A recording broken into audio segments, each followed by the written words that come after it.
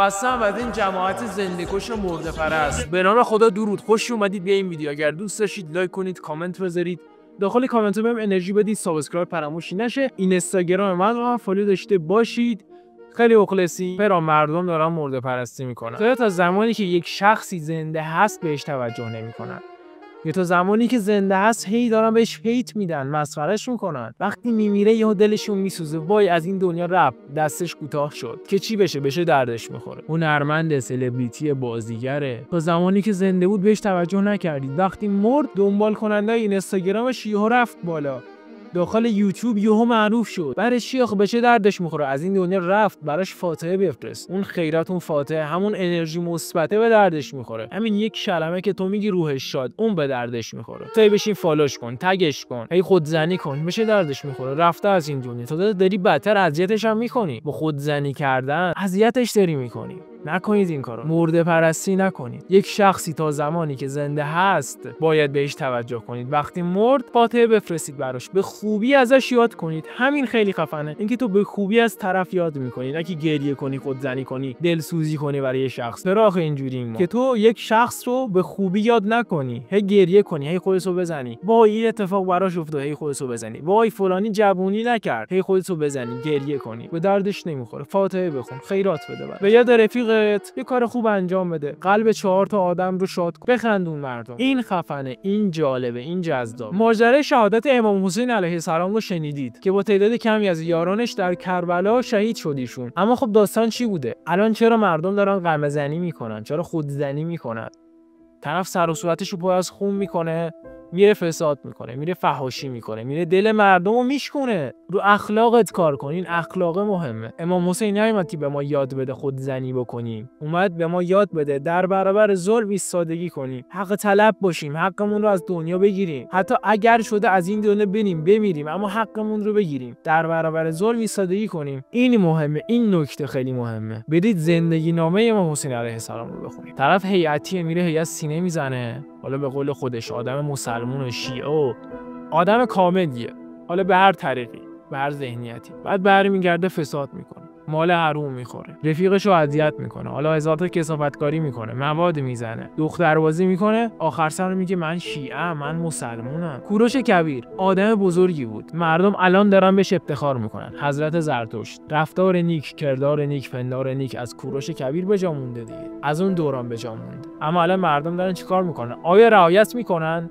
نه. این به اون تهمت میزنه، کینه دارن، خشم دارن، نفرت دارن. اصلا عجیب غریبه واقعا. مردم اینها رو رعایت نمیکنن، اما از اسم کوروش کبیر استفاده میکنن. وای کوروش کبیر خیلی خفن بود. آره خفن بود، از این دنیا رفت. آیا تو واقعا داری از همون کلمات استفاده میکنی؟ آیا رفتارت درسته؟ کردارت درسته؟ آدم خوبی هستی؟ از اعماق وجودت آدم خوبی هستی یا نه فقط دنبال این هستی به این به اون حسادت کنی، اینو اونو زمین بزنی؟ اینا کاملا متفاوته. آدم باید حرف زدنش، این حرفی که داره میزنه، با رفتارش یکی باشه. اگر داری حرف از کوروش کبیر میزنی باید رعایت بکنی، باید احترام بذاری. نژاد پرستی نباید انجام بدیم. متاسفانه همین داستان در بحث فلسفه هم به وجود میاد، در داستان‌های تاریخی هم به وجود میاد. یک شخصی تا زمانی که زنده بود مردم قدرش رو نمیدونستن، وقتی مرد کتاب‌هاش موند و مردم بعد از اون یهو به اون شخص علاقه پیدا کردن نسبت به شخصیتش. عده‌ای از مردم هستن یک شخصی رو هی میخوبن، هیتش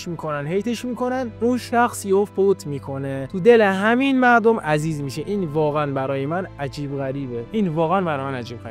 خنده داره. تو دیروز داشتی به طرف فحش میدادی، الان یهو مرد، دلسوزی کردی براش، دلسوزیت به درد خودت میخوره. این کار انجام نده. تا زمانی که طرف زنده بود عذرخواهی کرد، عشق میدادی بهش، محبت میدادی بهش، انرژی مثبت بهش میدادی. اگه طرف زمانی که مرده از این دنیا رفت، به چه دردی میخوره گریه کردن تو برای اون شخص؟ اگر پدر بزرگ، مادر بزرگتون در قید حیات هستن، برید بهشون سر بزنید، دست پدر مادرت رو ببوس عزیزم. قدر رفیقات رو بدون، قدر هنرمندها، آرتیست‌ها، بعضی از خواننده‌های خوب کشور رو بدونید. زمین بزنید به پدر بزرگتون، مادر بزرگتون، بهشون بگید که چقدر دوستشون دارید. به بابا، به مامانت بگو که چقدر دوستشون داری. خواهر، برادر، رفیق، دوست، آشنا، بهشون بگو که فلانین، تو برای من عزیزی. بگو تا زمانی که اون طرف از این دنیا نرفته. تو از این دنیا نرفتی، بالاخره مرگ حقه، ما نمیتونیم بیایم دروغ بگیم نه خدا نکنه فلان فلان، هممون یه روزی میریم از این دنیا. من حسینم یک روزی از این دنیا میرم.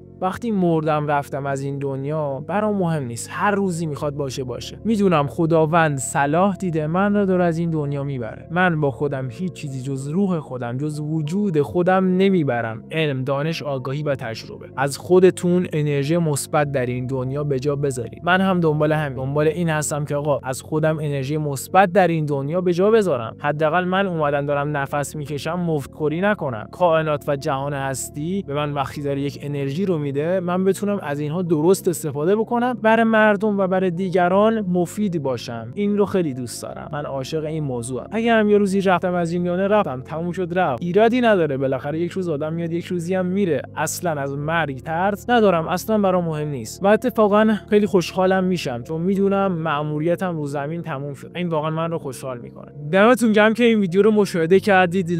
لطفاً مرده پرستی نکنید به هیچ وجه. لطفاً خواهش میکنم به فکر خودتون باشید، به فکر آیندهتون باشید، خودتون برای خودتون مهم باشید، ارزشمند باشید و مفتخوری هم نکنید. دمتون گرم که این ویدیو رو مشاهده کردید. اگر دوست داشتید لایک کنید، کامنت بذارید و این ویدیو رو برای رفیقاتون بفرستید. اینستاگرام من رو هم فالو داشته باشید. سابسکرایب فراموش نشه. ان شاءالله همیشه پیروز و موفق و سلامت باشید. ان شاءالله هر اتفاقی که به صلاحتون براتون بیفته. من اگر یک روزی از این دنیا رفتم یا شما، این عهد و پیمان رو داشته باشیم وقتی مردیم حسرت هیچ چیزی رو نداشته باشیم. با خیال راحت چشممون رو ببندیم و بریم. آدم‌هایی از مرگ میترسن که مرگ رو نمیشناسن.